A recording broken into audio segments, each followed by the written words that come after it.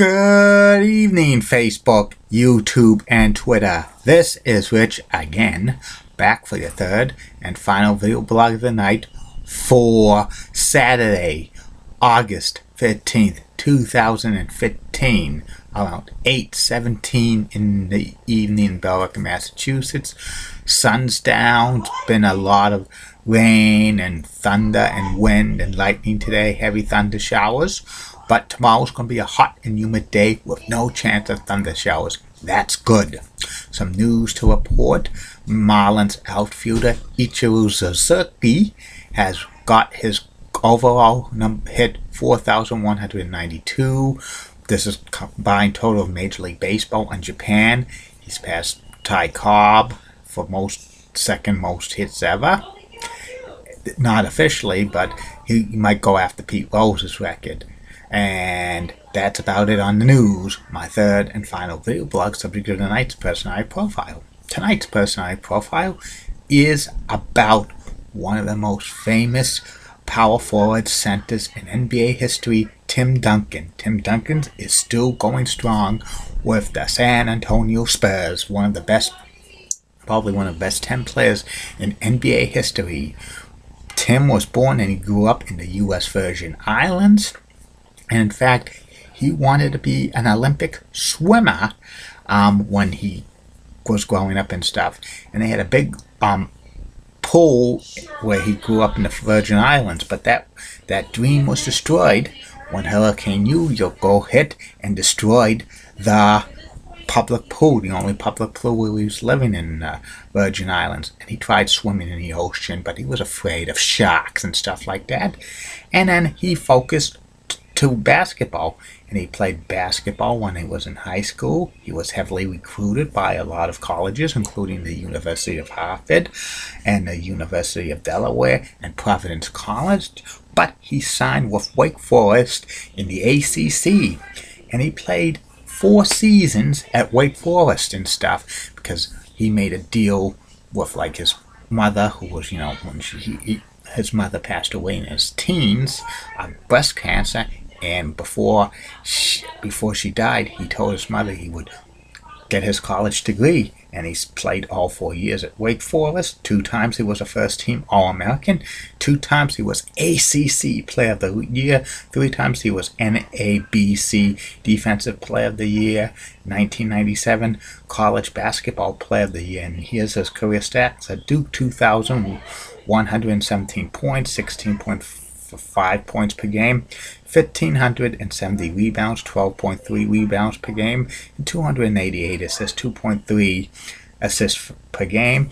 And he was predicted to be the #1 pick of the 1997 NBA draft, and that was the 1997 was the year the Boston Celtics had the worst record in the NBA, the best chances to get Tim Duncan, but they blew it on the lottery, and the San Antonio Spurs won the lottery, so they picked the #1 pick, and they got Tim Duncan.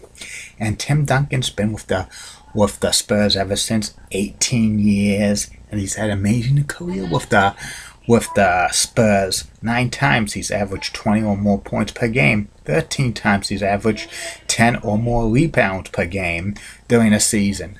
15 times he played in the All-Star game.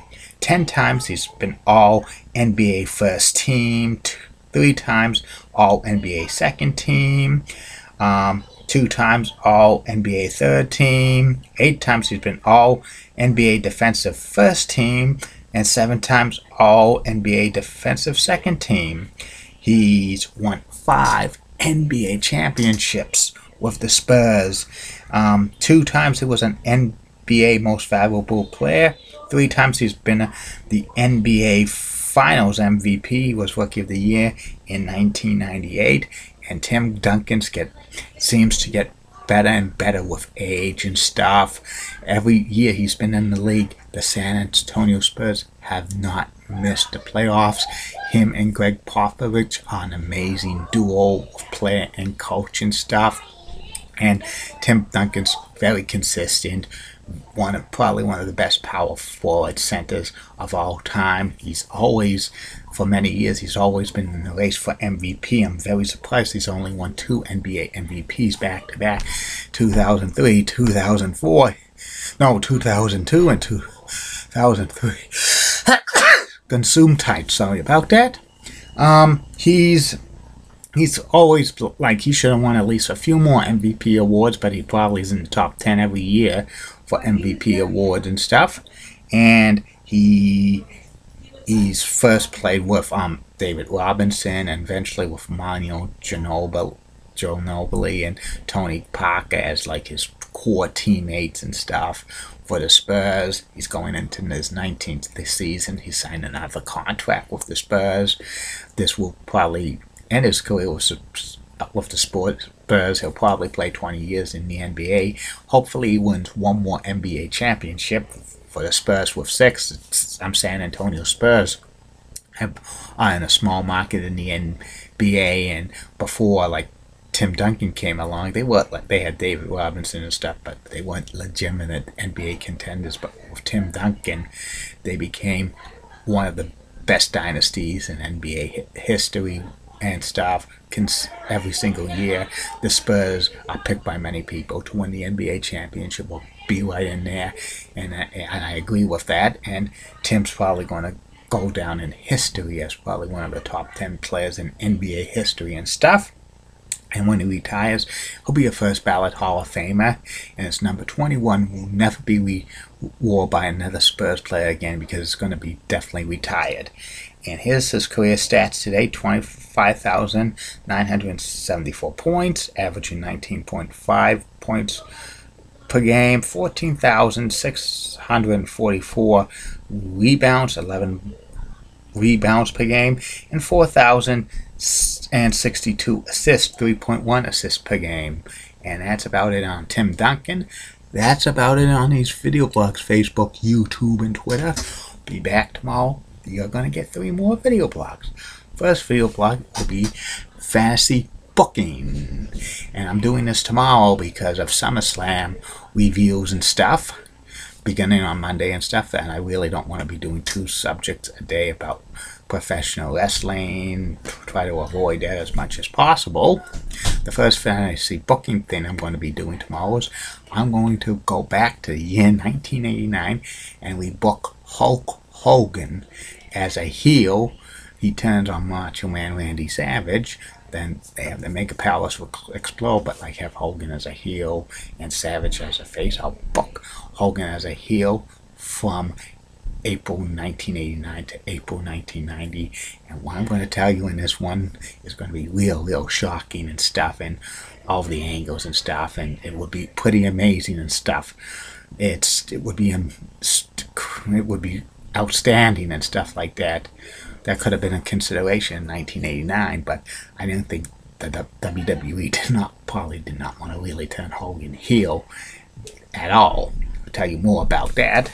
Second video blog will be about Major's Pub, Wicked Irish Pub at downtown Lowell. And the third and final video blog of the night, the personality profile, which will be about NFL Pro Football Hall of Famer Warren Moon. The first Asterisk video blog was pretty good.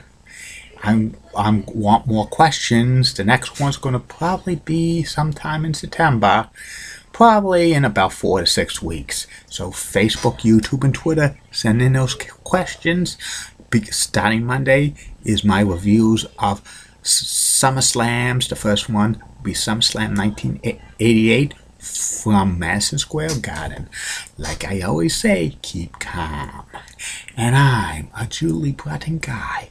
Molly Rosenblunt of Fox 35 in Orlando, Florida rocks. And in words of Jake the Snake Roberts, trust me, trust me, trust me. Good night, everybody. See you tomorrow.